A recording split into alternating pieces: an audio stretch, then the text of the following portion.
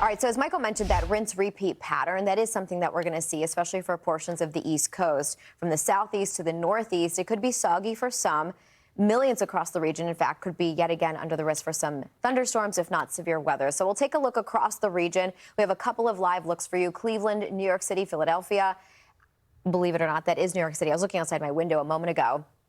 And we have very low clouds for today, a lot of moisture. Temperatures have cooled quite a bit, so that's why we have not great visibility out of New York City, especially go a little bit higher up.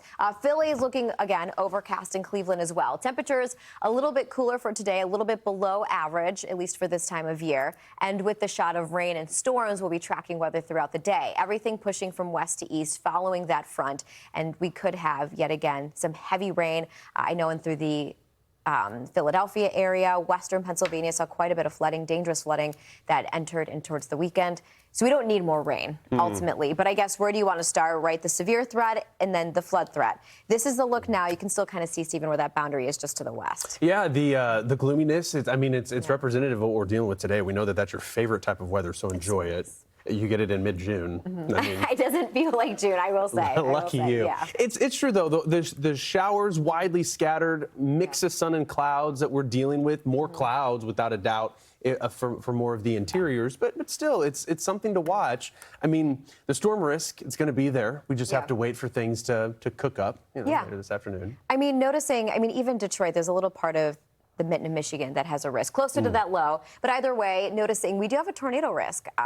Some areas further to the south do as well, but the tornado risk over West Virginia, Pennsylvania, Pittsburgh included in that, and even portions of western New York. Yeah, and perhaps one of the reasons why I look at Pittsburgh's live shot, right? It looks misty, it almost looks dewy, but we've got the sun out, so it's. Are you sure? No, but that's what I'm thinking.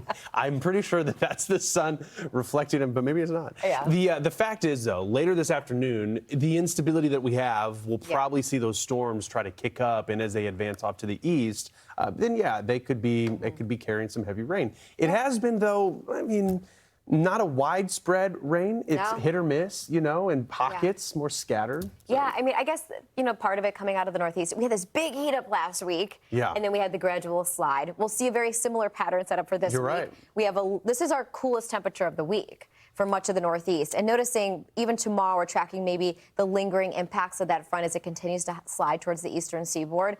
But we start to warm. Yeah, we do. And quite a bit. We have another shot at 90, for example, in New York City. So Pittsburgh, heads up, you guys are right in the bullseye when it comes to severe weather. It's a similar story when we talk about, Atlanta. You have temperatures that could warm close to 80 degrees, not overly hot, but enough of a warmth, a temperature to make things interesting. And then if, of course, we get more rain. Then we could have more flood threat. So something to pay attention through today with that flood watch.